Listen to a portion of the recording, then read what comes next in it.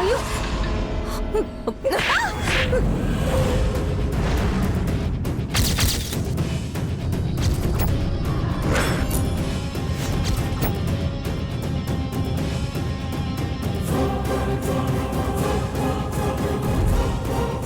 Madam, పొరపాటైంది madam, నన్ను క్షమించండి. ఏంటి నిన్ను క్షమించేది?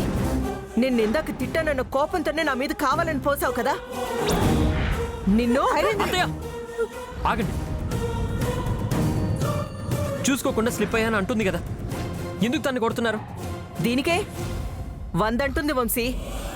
ఇలాగే వదిలేస్తే భయం లేకుండా పోతుంది. చంప పగలాల్సిందే.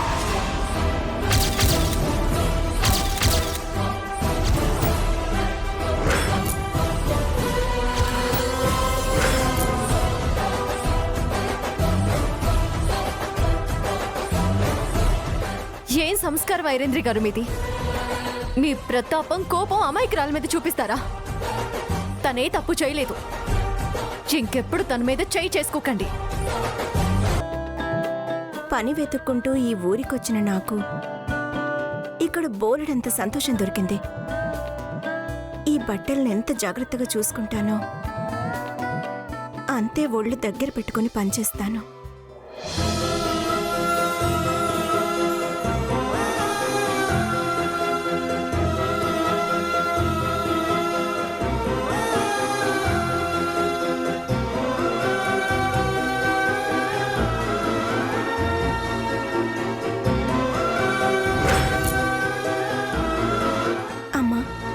నాన్న, నేనెక్కడికి రావాలో అక్కడికే వచ్చాను. వచ్చే దారిలో ఎక్కడ దేవాలయం కనిపించకపోయేసరికి ఈ ఊర్లో గుడే లేదనుకున్నాను. కానీ ఇప్పుడు తెలుస్తుంది నాన్న, ఆ దేవుడు నన్ను ఇంటికి ఎందుకు తీసుకొచ్చాడా అని.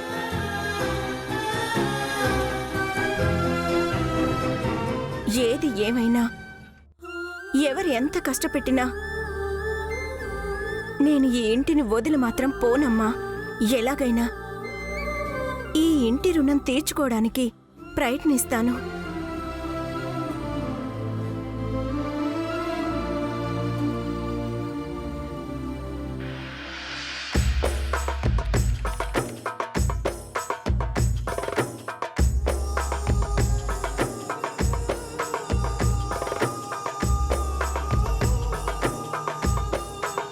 ఈ రవళి ఎవరి దగ్గర తన బాధ చెప్పుకుంటూ ఏడుస్తున్నట్టుంది. అదేంటో వెంటనే తెలుసుకోవాలి.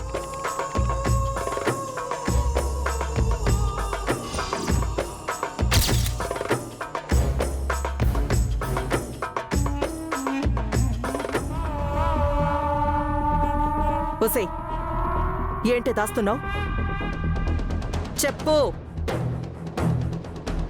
చెప్పవే, లేదంటే నిన్ను గుద్ది కాదు గొంతు నొక్కి నీ చేత నిజం కక్కిస్తాను.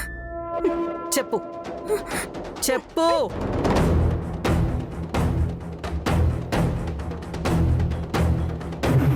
మేడం, చెప్తాను మేడం. మేడం ప్లీజ్ వదలండి.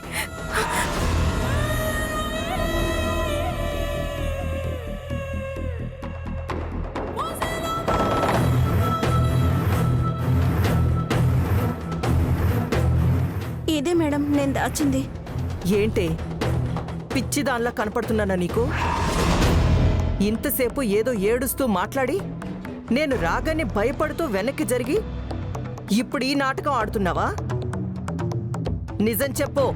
నిజంగానే మేడం, ఇలాంటి డ్రెస్ని నా జీవితంలో ఒక్కసారి కూడా కొనలేదు. మా అమ్మ నాన్న కూడా కొనివ్వలేదు. అందుకే మేడం వాళ్ళని గుర్తు తెచ్చుకొని బాధపడుతున్నాను. మరి నేను రాగానే ఎందుకే ఏదో దాచిపెట్టాలని ప్రయత్నించావు? అదే మేడం, ఈ డ్రెస్ నేను తీసుకోవడం మీకేమాత్రం ఇష్టం లేదు కదా. మళ్ళీ ఇది నా చేతుల్లో చూసి మీరు తగలబెట్టేస్తారేమోనని ఇలా దాచిపెడుతున్నాను, అంతే మేడం. అది నా మీద నీకున్న ఆ భయాన్ని అలాగే ఉండనివ్వు. ఈ ఇంట్లో వాళ్ళలా మరీ అంత మంచిదాన్ని కాదు. నీ మీద కొంచెం అనుమానం కలిగినా నీ ప్రాణం తీసి పడేస్తాను. జాగ్రత్త.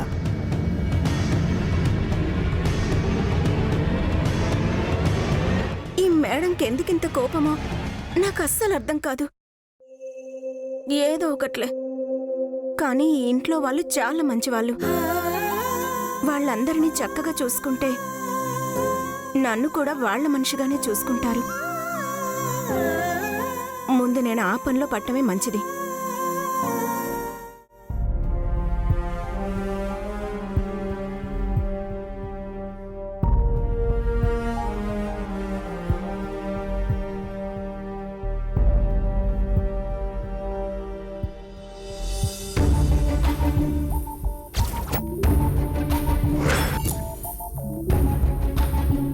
ఈ సమస్య నుంచి ఎలా బయటపడాలో తెలియడం లేదు. జోగేంద్ర ఆనంద్ అలేఖ్యలను కూడా ఈ సమస్యలోకి లాగబోతున్నాడు. ఏదైనా చేసి వాణ్ణి ఆపాల్సిందే.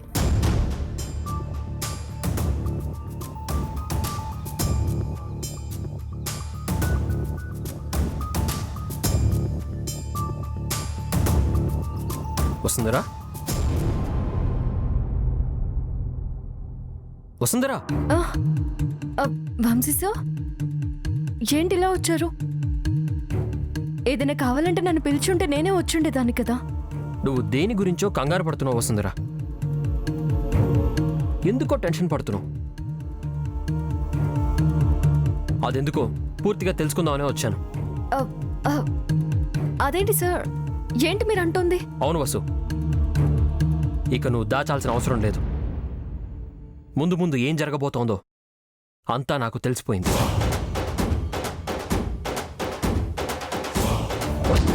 నువ్వు ఆ జోగేంద్రకి బాగా భయపడుతున్నావు వసుంధర. ఏ సమస్యనైనా ఎంతో ధైర్యంగా ఎదుర్కొనే నువ్వు ఆ జోగేంద్ర నుంచి ఫోన్ రాగానే వాడితో ధైర్యంగా మాట్లాడలేకపోతున్నావు.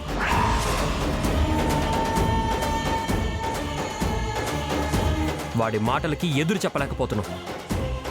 కరెక్ట్గా చెప్పాలంటే వాడి ఫోన్ రాగానే నువ్వు సరిగ్గా నిలబడలేకపోతున్నావు. ఆ నీచుడితో అంతకంటే ఏం మాట్లాడమంటారు సార్?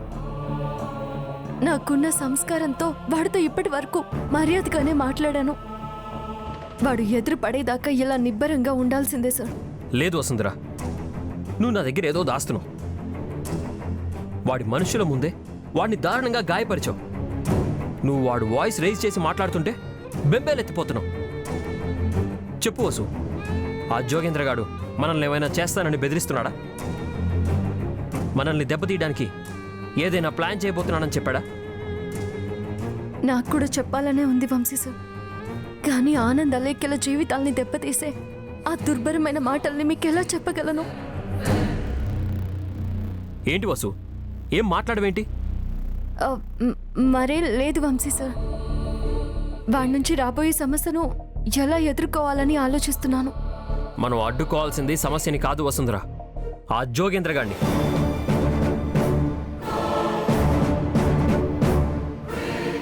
వాడి నుంచి ఏ సమస్య రాకుండా ఉండాలంటే మనం పూర్తిగా వాడిని నాశనం చేయాలి. వాడు మన చుట్టుపక్కలే ఎక్కడో ఉంటూ మన విషయాలన్నీ రహస్యంగా కనిపెడుతున్నాడు. అదెలా వంశీ సార్? అసలు వాడెక్కడున్నాడో మనం కనుక్కోవాలి. వాడిని పట్టుకొని పాతి పెట్టాలి. మీనా అని నా ఫ్రెండ్ ఇన్వెస్టిగేషన్ డిపార్ట్మెంట్లో వర్క్ చేస్తుంది. తన హెల్ప్ తీసుకుంటే మనం ఖచ్చితంగా జోగేంద్రని ఎక్కడున్నా పట్టుకోవచ్చు.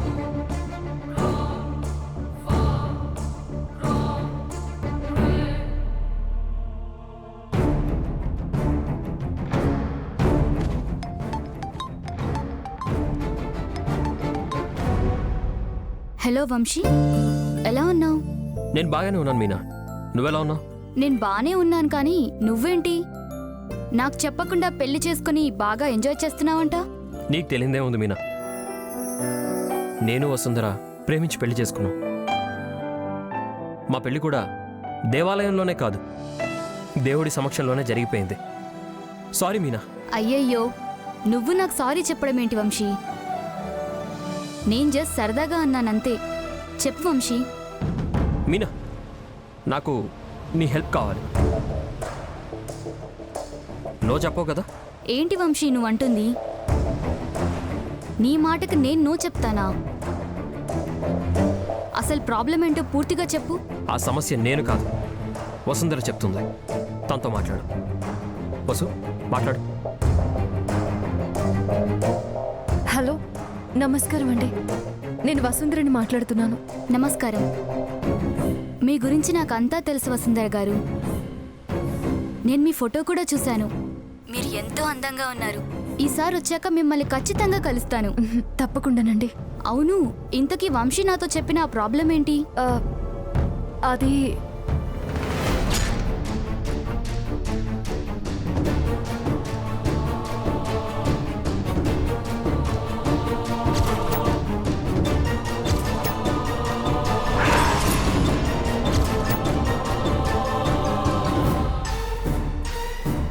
వాడెక్కడున్నా మాకు తెలిసిపోయేలా మీరే ఏదో ఒకటి చేయాలి మీనా గారు. మీరు చెప్పిందంతా నాకు అర్థమైంది వసుంధర గారు. ఇలాంటి కేసుల్లో ఎక్స్పర్ట్ అయిన సలీం అనే ఒక వ్యక్తి నా కొలీగ్ ఒకరున్నారు హైదరాబాద్లో. తనతో ఈ విషయం గురించి నేను మాట్లాడతాను. రేపు ఒకసారి మీరు వెళ్ళి తనని కలవండి. ఒకసారి వంశీకి ఫోన్ ఇవ్వండి. వంశీ, మీరేం టెన్షన్ తీసుకోకండి. రేపు మీరు సలీంని కలవండి. మిగతా అంతా తను చూసుకుంటాడు. Thank you Meena. వంశీ, నీ థ్యాంక్స్ కంటే వసుంధర గొంతే ఎంతో అందంగా ఉంది. ఈసారి తనని తప్పకుండా మీట్ అవుతాను వంశీ. అలాగే, బాయ్, ఉంటాను. బాయ్ వంశీ. వసు, ఇక నువ్వు హాయిగా నిద్రపో. రేపటి నుంచి ఆ రాస్కల్ని పట్టుకునే పనిలో ఉందాం.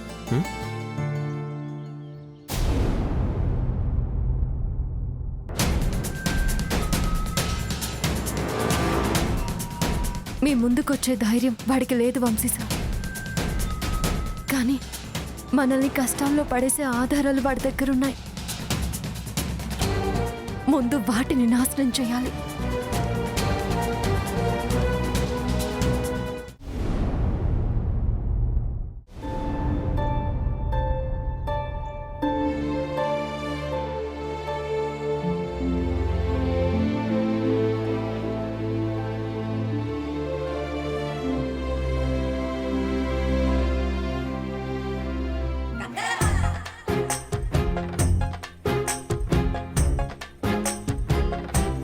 శ్రీవారు, ఇంత పొద్దున్నే ఏం చేస్తున్నారు మీరు? గుడ్ మార్నింగ్ శ్రీమతి గారు. ఏంటి అప్పుడే నిద్రలేచారా? ఇంతకీ మీరెప్పుడు నిద్రలేచారు శ్రీవారు? మార్నింగ్, ఎర్లీ మార్నింగ్ 5 o'clock లేచేసాను శ్రీమతి గారు. మరేంటి, నేను చూస్తానేమోనని అదేదో గబగబా దాచేశారు. అంటే అదేంటంటే అది ఇప్పుడు చూపించను. మీకు మీ బర్త్డే రోజే చెప్తాను. అంటే ప్రతిరోజు ఉదయాన్నే లేచి దాన్నేదో తయారు చేసే పనిలో ఉన్నారన్నమాట. అంతేగా శ్రీమతి గారు.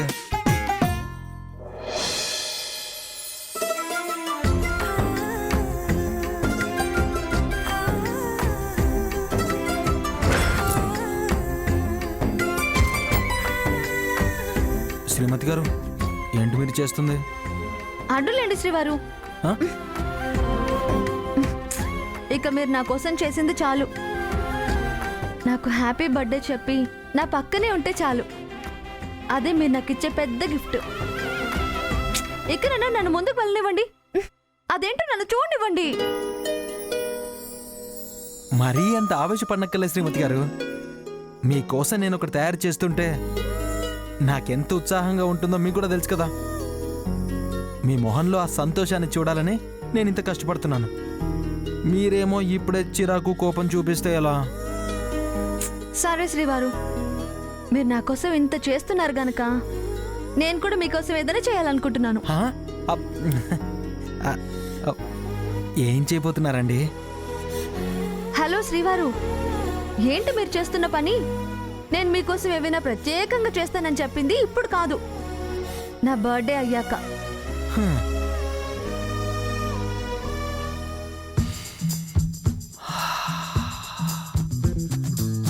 ఆహా, చూసారా శ్రీమతి గారు, వదిన పెట్టిన కాఫీ స్మెల్ ఎంత బాగా వస్తుందో. మా అన్నయ్య ఎంత అదృష్టవంతుడో. ప్రతిరోజు వదిన పెట్టిన అద్భుతమైన కాఫీ తాగుతూ ఇంకా ఇంకా తాగాలన్న ఆశతో ప్రతిరోజు పొద్దున్నే లేస్తున్నాడు. నాకు మాత్రం ఆ అదృష్టం లేకుండా పోయింది. హలో మిస్టర్ ఆనంద్ గారు, నేను మా అక్క కంటే బాగా కాఫీ పెట్టగలను. అసలు మా అక్క కాఫీ పెట్టడం నేర్చుకుందే నా దగ్గర నుంచి. మీరు పెట్టిన కాఫీ తాగితే డే స్టార్ట్ అవ్వడం కాదు, డే ఎండ్ అవుతుంది. ఈ విషయం మీ బామ్మగారు చెప్పారండి. ముసలి దగ్గర లేదు కానీ, లేదంటే దాన్ని చంపేసైనా కాఫీ పెట్టేదాన్ని. ఆయన నేనేంటో ఇప్పుడే నిరూపిస్తాను, చూస్తూ ఉండండి.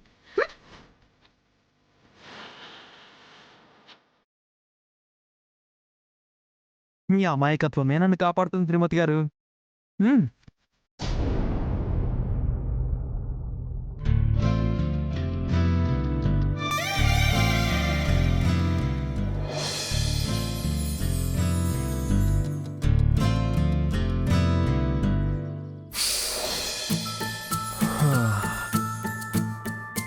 నా కోసం కాఫీ తీసుకొని అప్పుడే వచ్చేసావా వసు? నేను మాత్రం ఇప్పుడు లేవలేను.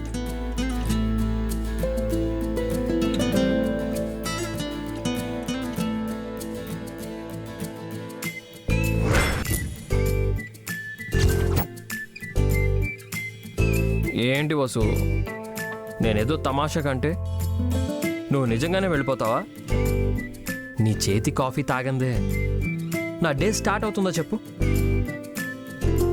కాకపోతే కళ్ళు తెరవడానికి చాలా ఇబ్బందిగా ఉంది. నేను లేచి కూర్చుంటాను, నువ్వే తాగించు.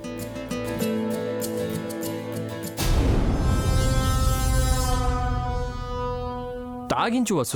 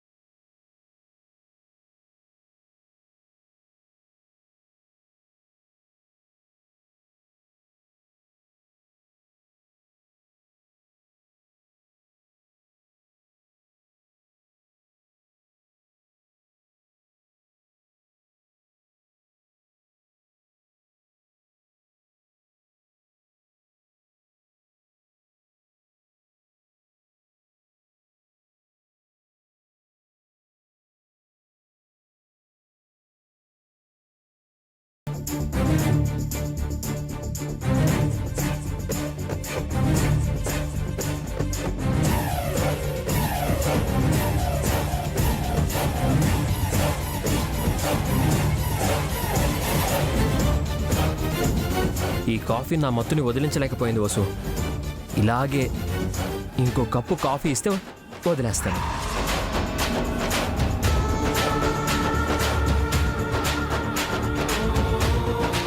వంశీ సార్,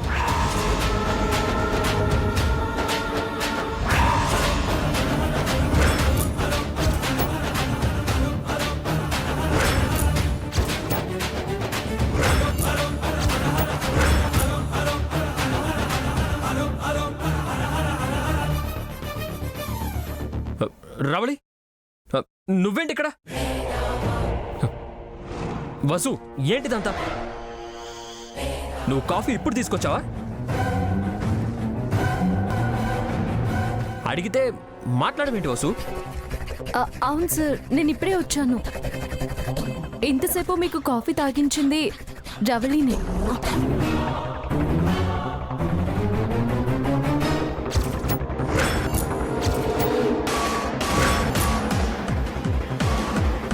ఏంటి రవళి ఇది?